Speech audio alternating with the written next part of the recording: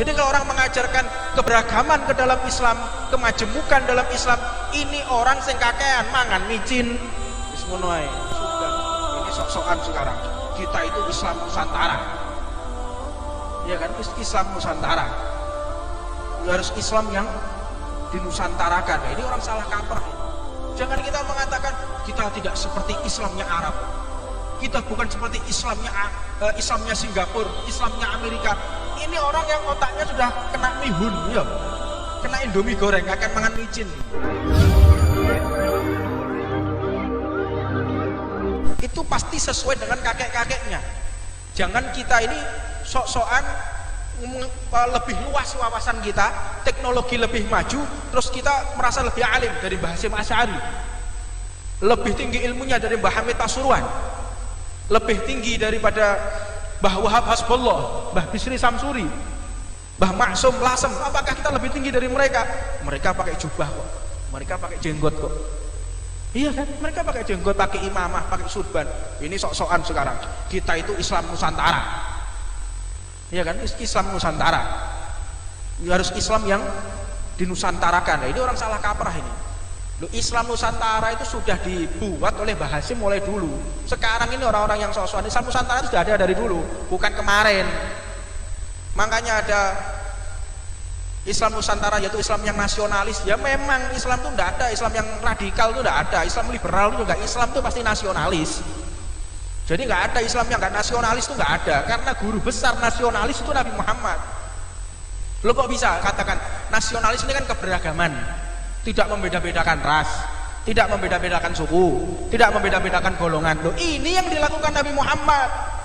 Jangan kita mengatakan kita tidak seperti Islamnya Arab, kita bukan seperti Islamnya Singapura, Islamnya Amerika. Ini orang yang otaknya sudah kena mihun, ya, kena Indomie goreng, akan makan micin. Model-model kayak mana itu. Islam itu mengajarkan nasionalis. Dulu itu ada kopilah ini Bani Hashim, ini Bani Quraisy, ini Bani Kinanah. Ini berbagai banyak suku. Oh, engkau itu orang Jawa, engkau itu orang Cina, engkau itu orang Amerika, engkau itu orang Inggris. Kata Rasulullah, nah, semua sama. Innamal mu'minuna ihwatun. Seorang antara satu dengan yang lainnya itu saudara. Jadi dihilangkan gobilah-gobilah, suku-suku, ras ini lebih tinggi dari ras yang itu, suku ini lebih tinggi dari suku yang, oh enggak, sudah dihilangkan oleh Rasulullah. Jadi kalau orang mengajarkan keberagaman ke dalam Islam, kemajemukan dalam Islam, ini orang sing kakean mangan micin wis ngono ae. Ini orang-orang yang nggak ngerti sejarah. Jadi Rasulullah itu guru besar nasionalis sekali Nabi Muhammad SAW. Bahkan Nabi Muhammad tidak membeda-bedakan agama. Itu Rasulullah. Mereka mencaci maki agama, dilarang oleh Nabi Muhammad. Man adantu dimian faqad adani, man adantu dimian hasmuhu khasamtuhu yaumil qiyamah. Barang siapa memusuhi orang di luar agama, seperti mereka memusuhi aku. Engkau memusuhi Kristen, memusuhi Buddha, Konghucu, engkau memusuhi daripada Protestan, Katolik, sama seperti engkau memusuhi aku, kata Nabi Muhammad. Wa ana khasmuhu khasamtuhu yaumil qiyamah. Aku akan menjadi musuhnya dan aku akan musuhi dia di hari akhir. Ini ancaman Nabi, ajaran nasionalis. Orang mengatakan kita beda dari mana? Maka kita harus luruskan pemikiran-pemikiran liberal yang ada di tengah-tengah kita, pemikiran-pemikiran yang tidak benar. Jangan sesekali kita meremehkan apa yang telah diajarkan oleh baginda Nabi Muhammad SAW, dan jangan meremehkan para pendahulu kita, salaf kita, Mbah Hasyim, Mbah Wahab. Makanya gosidahnya itu ahlal waton. Iya kan? Hubul waton minal iman. Iya kan? Indonesia biladi. Ini kan ajaran nasionalis. Ini sok-sokan Islam ini harus diperbarui, harus diregenerasi. Kita harus nasionalis. Kakean mangan micin, mangkane rada bulet. Ini sudah dibentuk dari dulu. Jangan kita ikut-ikutan di luar thariqahnya Mbah Hasyim, bahwa Hasbullah. Mereka adalah orang-orang pilihan Allah Subhanahu wa taala. Mereka itu bukan lagi orang-orang yang biasa. Bal a'rifuna billah, al-arif billah. Bahwa Mbah Hasyim ini arif billah. Orang-orang khususnya Allah Subhanahu wa taala, Mbah Khalil Bangkalan. Orang-orang luar biasa. Jangan kita ikut-ikutan yang sekarang ini sok nasionalis, sok nasionalis itu kepentingan awake dhewe kok. Untuk kepentingan kelompoknya, sehingga apa? Timbul asobiah, timbul fanatik golongan. Golongannya salah atau benar tetap didukung, gak peduli salah masih salah, gue lo mati-matian. Ini orang asobiah ini. Nah, ini yang tidak dimiliki oleh para salaf kita. Salah, bagaimana cara kita menasihati supaya benar, dan bagaimana ketika benar kita wajib untuk mendukungnya. Maka tentu kita harus benar-benar mengikuti para salafuna saleh. Nafa'anallahu bihi wa bi'ulumihim. Semoga Allah Subhanahu wa taala memberi kemanfaatan kepada kita atas istiqamah dan barokahnya mereka semua. Dalam riwayat yang lain, baginda Nabi Muhammad mengatakan, annal baital ladzi taqra'u fihi suratun baqarah la yaqrabu syaitonun thalathan. Barang siapa membaca surat Al-Baqarah, maka rumahnya tidak akan pernah disinggahi oleh setan selama 3 hari. Setan itu nggak berani masuk rumah seseorang yang dibaca surat Al-Baqarah. Sudah dihimpun oleh Imam Abdullah bin Al-Haddad. Inilah keutamaan-keutamaan daripada bacaan atau sir rahasia-rahasia Allah di dalam surat-surat yang ada di dalam Al-Quran. Sebagaimana Rasulullah juga mengatakan, Yasin qalbul Quran. Yasin itu adalah hatinya Al-Quran. La yaqra'uha rajulun yuridullah wa daral akhirata illa ghufira lahu.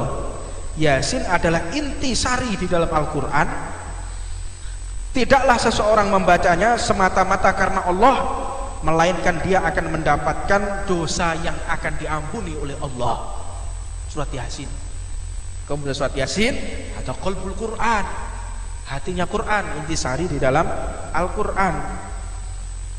Kalau ada orang baca Yasin, ya kita dukung. Orang baca Yasin, kita dukung. Kadang-kadang baca tuh Quran semua, ojo Yasin tok, ojo surat Baqarah tok. Loh iya. Tapi kalau orang berbicara, menyampaikan ilmu, ini harus mengerti kondisi lapangan. Kita menyampaikan sesuatu, menyampaikan syariat, kita harus mengerti siapa yang kita temui. Jadi kalau kita berbicara kepada orang awam, terus kita berbicara tentang masalah khilafiyah, ya perang, kita membuat orang yang tidak sholat menjadi sholat, terus uangnya masya Allah. Orang yang nggak zakat menjadi zakat, uangnya masalah pol. Lah apalagi kalau kita melihat orang baca Yasin, sholat 5 waktu di masjid, baca Yasin, itu khair kabir, itu kebaikan yang banyak sudah. Itu kebaikan yang luar biasa. Ada orang baca Yasin, baca rotib, itu udah kebaikan yang luar biasa. Karena kita melihat iklim masyarakat yang seperti ini sekarang. Mereka meninggalkan sholat, mereka meninggalkan zakat, mereka nggak puasa bulan Ramadan. Jadi kalau ada orang majelis ta'lim, baca rotib, itu sudah satu kebaikan yang luar biasa. Karena memang kondisi masyarakat yang seperti ini. Nah, adapun seseorang ketika menyampaikan sesuatu, tentunya harus mengerti dan mengetahui siapa yang diajak bicara. Pernah satu ketika ada Menristek, Menteri Teknologi dan Ilmu Pengetahuan, masuk di daerah Blega.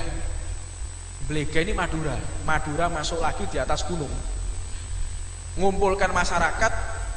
Menterinya ini ahli masalah astronomi, cerdasnya luar biasa. Memang dia PhD, jadi lulusan terbaiknya di Inggris, di Amerika, cerdas orang ini menjelaskan tentang masalah astronomi. Sing diajak ngomong wong tok ngene Blega. Tok Madura pucuke gunung.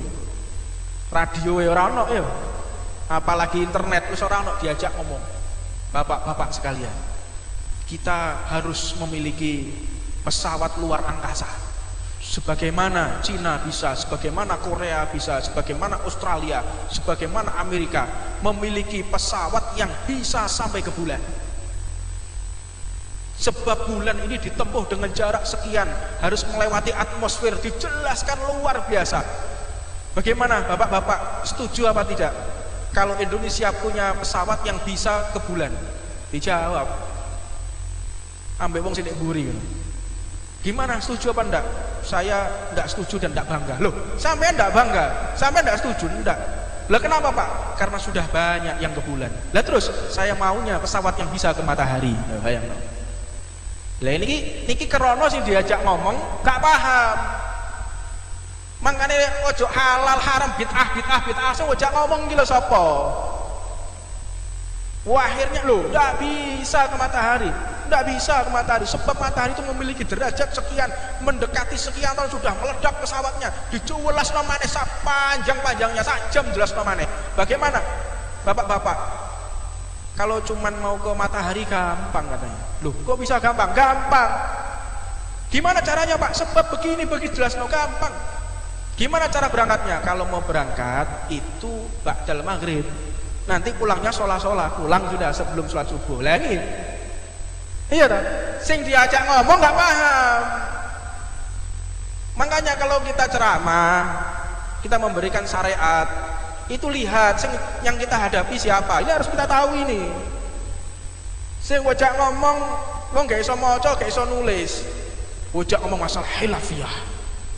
Lo kadang-kadang ngerungokno melok ngomong, maca kitab itu ora iso. Maca kitab gak bisa buta huruf, gak iso bahasa Arab, tapi itu bid'ah, ini kafir. Yo jak ngomong sing ngono pisan, akhirnya bulan tak karu-karuan. Makanya kalau ngomong pada mereka, gimana caranya sholat itu di masjid, bagaimana caranya wudhu yang benar, bagaimana caranya sholat yang bisa sah, bagaimana gak ngono lo, istinja yang betul, yang gitu aja. Gak usah ujak ngomong sing aneh-aneh. Masalah khilafiyah ini mengajarkan. Nggak cukup Pak otaknya, akhirnya ya gelut. Makanya pecahnya umat ini gara-gara orang-orang yang menyampaikan tidak ngerti.